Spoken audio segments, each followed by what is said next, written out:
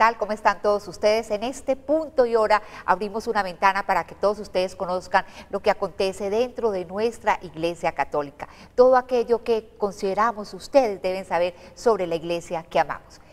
Los invitamos en este punto también entonces a conocer los titulares para el día de hoy. Hay muchos mártires porque hay gente que odia a Cristo, dice el Papa Francisco. Hay mártires de nuestros giorni. Quelli uomini, donne, bambini. Las ciudades pueden ser terribles espacios de infelicidad, afirmó el Papa. Y la presidenta de los Focolares, María Boche, reflexionaron sobre la evangelización en las grandes ciudades. Videollamada del Papa a niños con discapacidad.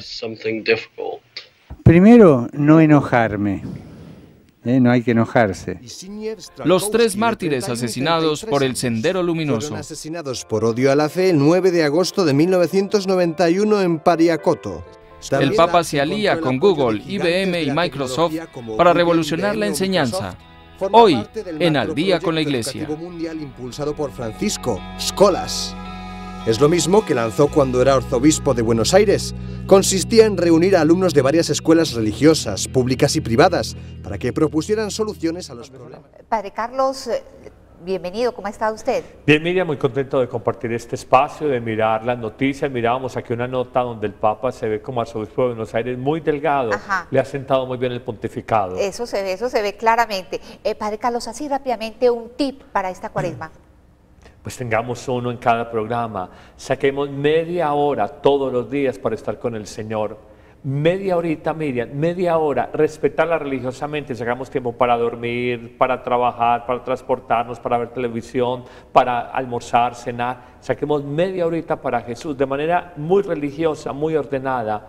Y yo sé que vamos a empezar a crecer espiritualmente mucho. Bueno, y si no es la media horita, por lo menos 10 minuticos, pero que siempre haya un espacio para Dios, ¿no le parece? Pero no le empecemos a bajar, es cuaresma. Es exigirnos. Y es exigirnos un poquitico, cojamos un salmito, cojamos el evangelio, ofrezcámosle al Señor el día, madrugamos un poquito más temprano, que no sea la oración en las carreras, porque hay tiempo para todo con calma, pero lo que es para Dios, que nos dio la vida, la salud, el trabajo, la familia, la fe, para Él le damos un tiempo con mezquindad. Bueno, entonces tiempo para Dios, el primer tip de cuaresma 30 acá minutos. en el Día con la Iglesia. Bueno, Padre Carlos, iniciamos con el Papa Francisco, quien dijo que en el mundo hay muchos mártires porque hay muchas personas que odian a Cristo.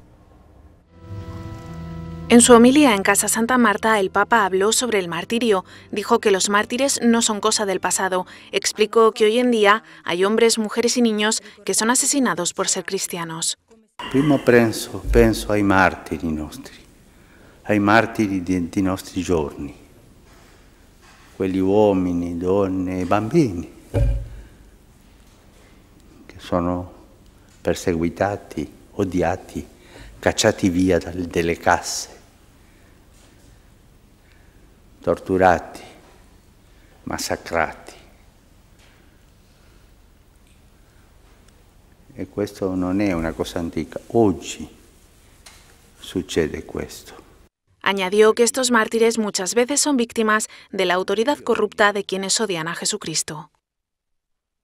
Es curioso, hay muchas personas que dicen que Cristo no existió, que fue solo un profeta, y sin embargo, miren, sigue despertando un odio visceral en muchísimas personas. Padre, ¿por qué?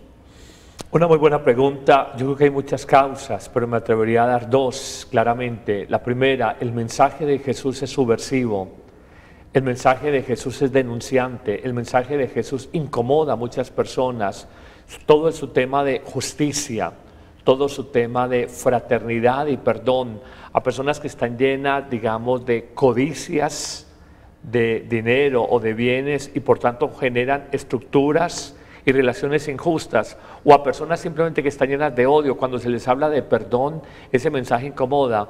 Pero hay una segunda causa, así de manera muy breve, y es que a veces miramos el cristianismo como vieron a Cristo en su momento y algunos profetas, chivos expiatorios.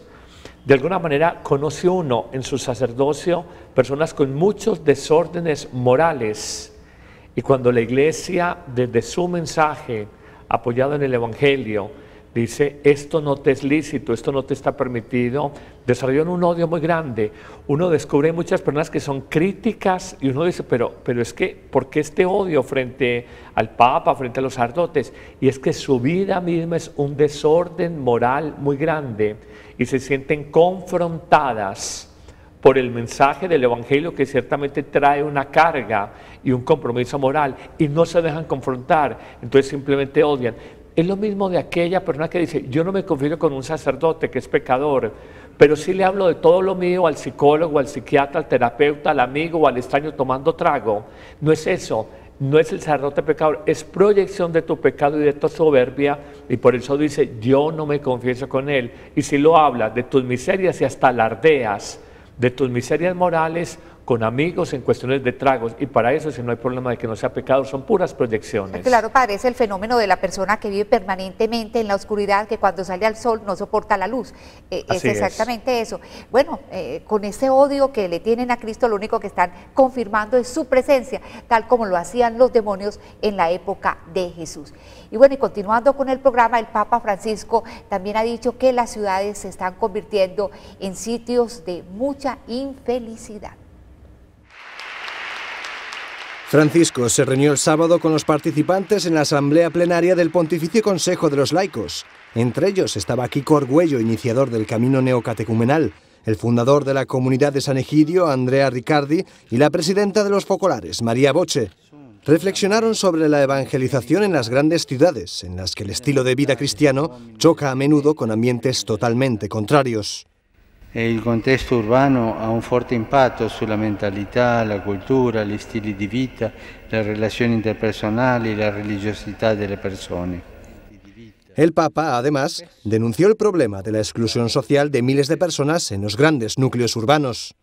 Le città presentano grandi opportunità e grandi rischi.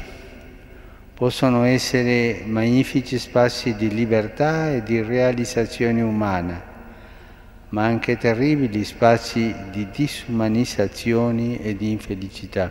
Sembra che insieme ai cittadini esistano anche i non cittadini, persone invisibili, povere di mezzi e di calore umano.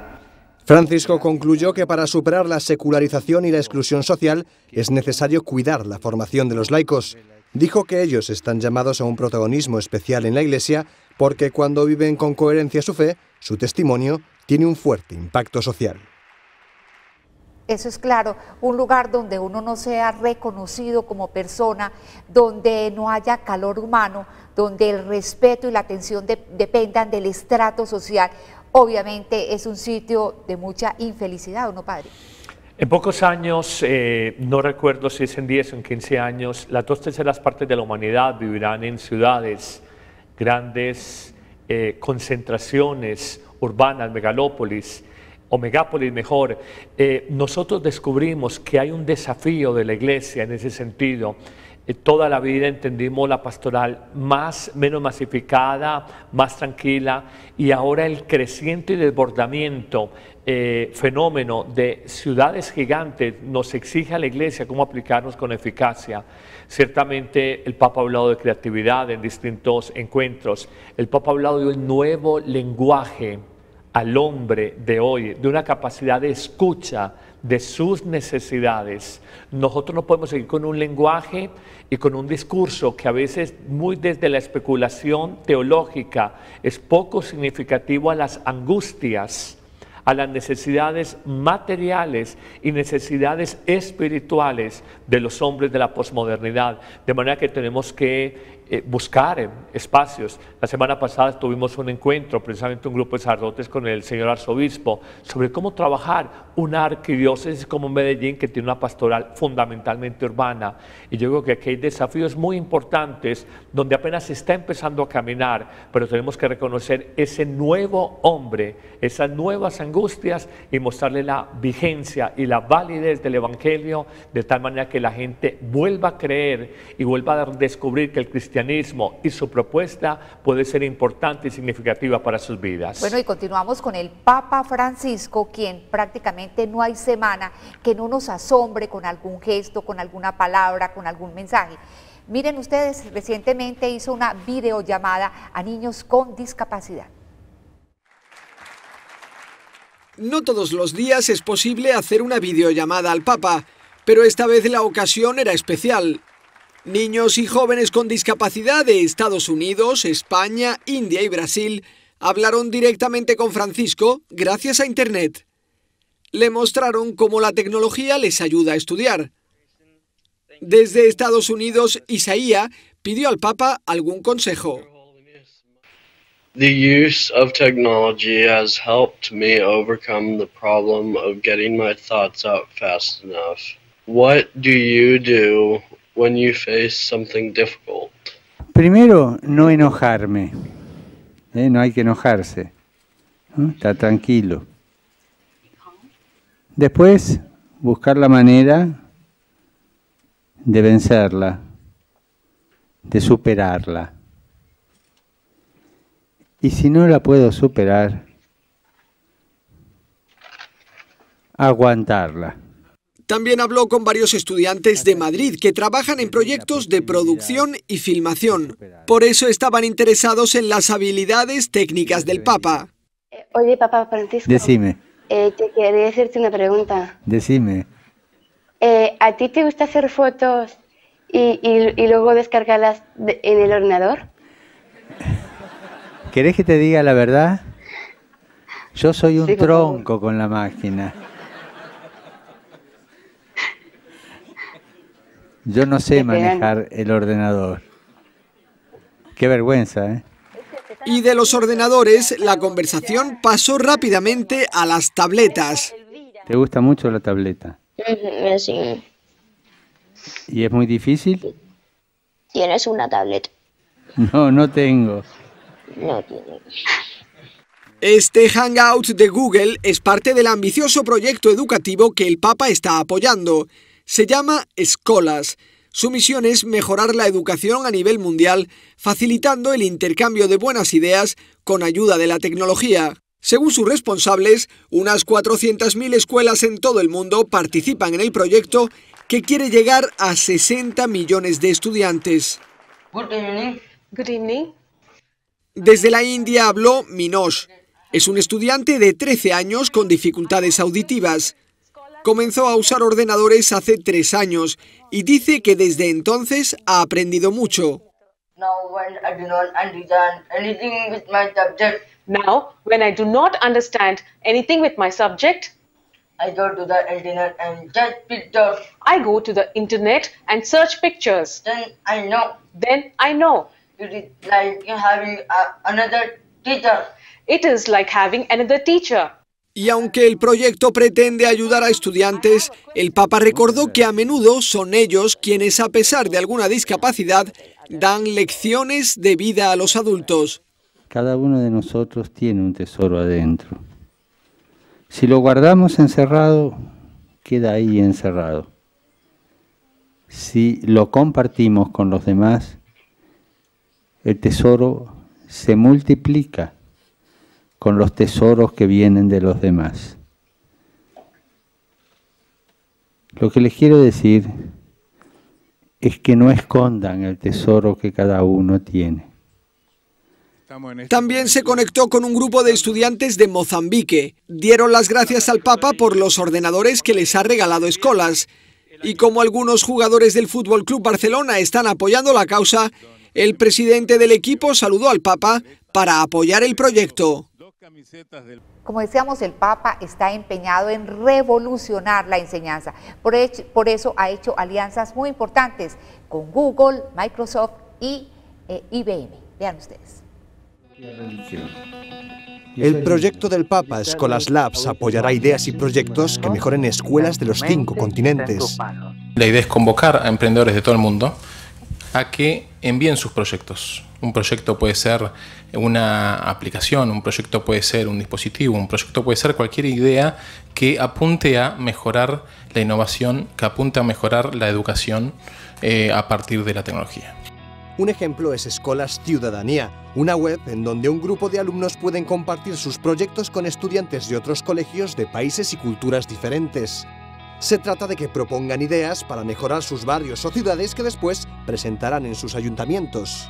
La idea es que ellos puedan participar activamente en la vida democrática. El resultado es presentado en los ayuntamientos o en las comunas con el objetivo de que los legisladores o las personas, digamos, de la vida, digamos, real cívica, tengan ese feedback, o sea, esa alimentación desde los estudiantes. Scholars Labs encontró el apoyo de gigantes de la tecnología como Google, IBM o Microsoft.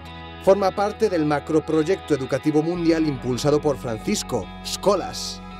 Es lo mismo que lanzó cuando era arzobispo de Buenos Aires. Consistía en reunir a alumnos de varias escuelas religiosas, públicas y privadas, para que propusieran soluciones a los problemas de su barrio.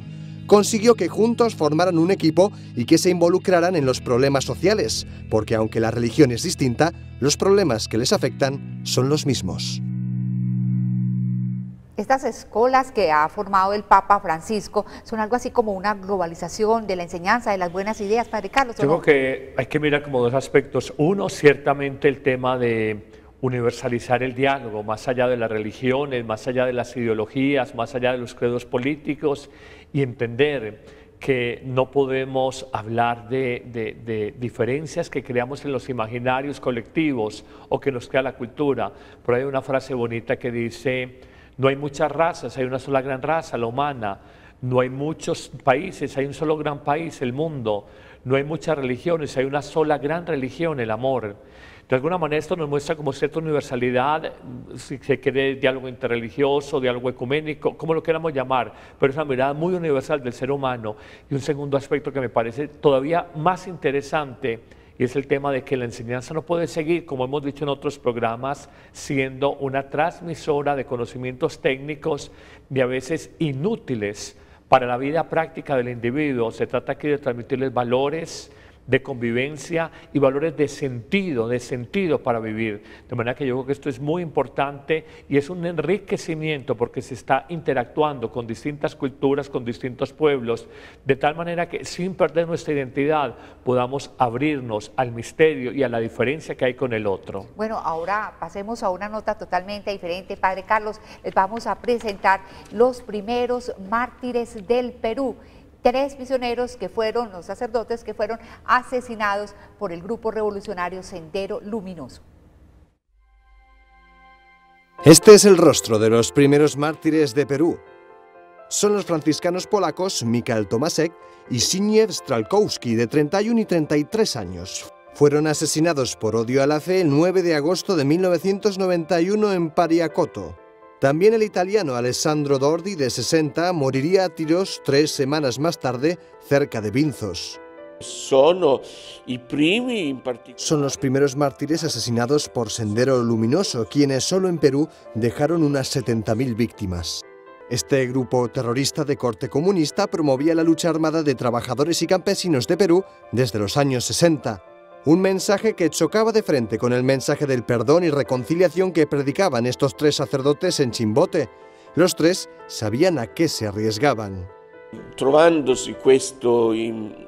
Después de ver la fuerza de la diócesis y la unidad de los sacerdotes, monjas y catequistas, Sendero Luminoso anunció que asesinaría a un sacerdote cada semana, empezando por los extranjeros. El padre Paleri recuerda que como el Papa Francisco les ha declarado mártires, no necesitarán un milagro para ser beatificados. Una vez sean beatos, bastará un milagro atribuido a uno de ellos para que los 3 sean canonizados. Qué nombre tan irónico para un grupo revolucionario, Sendero Luminoso, pero tengo entendido que está extinguido, ¿no? ¿Cierto, padre? Piensa uno la ironía de muchos de estos grupos que hablan y se presentan como ejércitos del pueblo, de la justicia, pero donde llegan generan muerte y no inversión de capital, generan pobreza y generan miseria. Es un discurso que está absolutamente mandado a recoger, es un discurso que es prehistórico, anacrónico. De alguna manera tenemos nosotros que superar, no solamente en Perú, sino en otros países de América Latina, incluyendo el nuestro, todas estas divisiones. No es enfrentando la sociedad, ricos, pobres, no es enfrentando iglesia, laicos, como nosotros vamos a construir una sociedad más igualitaria. en buena hora por este reconocimiento de estos sacerdotes polacos. Sabían que los iban a matar. Dieron ese ultimátum: cada semana vamos a matar un sacerdote católico, empezando por los extranjeros, y aún así se quedaron. Bueno, y estos mártires se unen a esos grandes santos peruanos: Santa Rosa de Lima, San Martín de Porres, Santo Toribio de Mogrovejo. Exactamente, San José Solano. Bueno, Padre Carlos, rapidito se nos fue el tiempo, pero bueno, esperamos haber dejado en todos ustedes por lo menos algunos mensajes, algunas cosas importantes sobre lo que acontece dentro de nuestra Iglesia Católica. Muchas gracias, Padre Carlos. Que empecemos con mucha alegría esta Cuaresma 2015 y de verdad que lo vivamos, como hemos dicho en otros programas, como un tiempo, un regalo de Dios y un tiempo de conversión personal. Que estén muy bien.